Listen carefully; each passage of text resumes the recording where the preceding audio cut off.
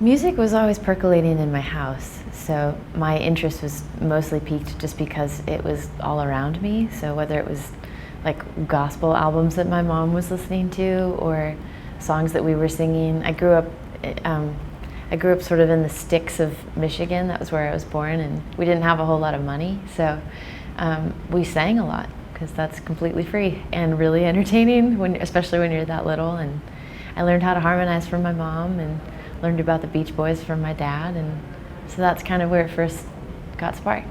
I remember singing Handel's Messiah for Young Voices when I was 10, and I was like a few weeks away from getting braces and had this really awful haircut, and I remember just feeling really self-conscious as a little kid all the time, especially in that age.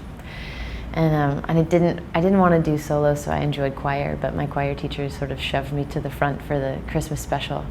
And I remember singing and feeling this tingling sensation all over my body, like goosebumps, and the absolute like petrified thrill that happened singing. And then at the end, people didn't boo, they clapped, and I thought I could maybe get used to this. My process of writing songs. I don't know, I mean, I feel like it varies. It just varies, you know, whether it's a lyric that comes first, an idea that sort of pops in my head, or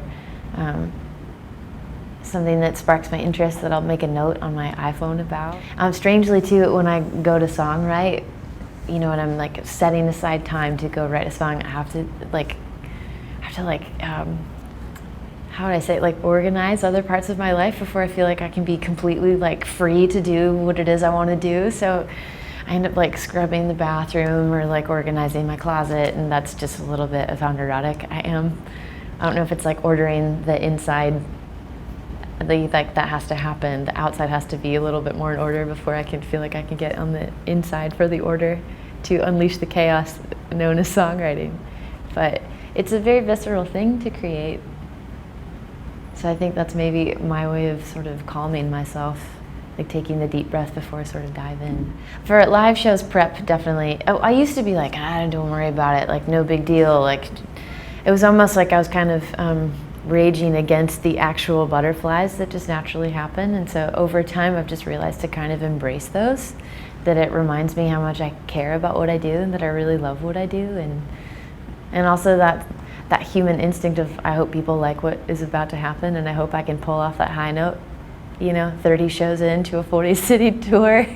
I used to be riddled with like this idea that I had to perform perfectly, but I don't know, these days I'm not as compelled about perfection or people that perform perfectly. I'm really drawn to the imperfection sometimes and the rawness of what happens live on stage. That's why I think the energy of that, what's going to happen next, that you feel from the crowd, I also feel that whenever I sing too.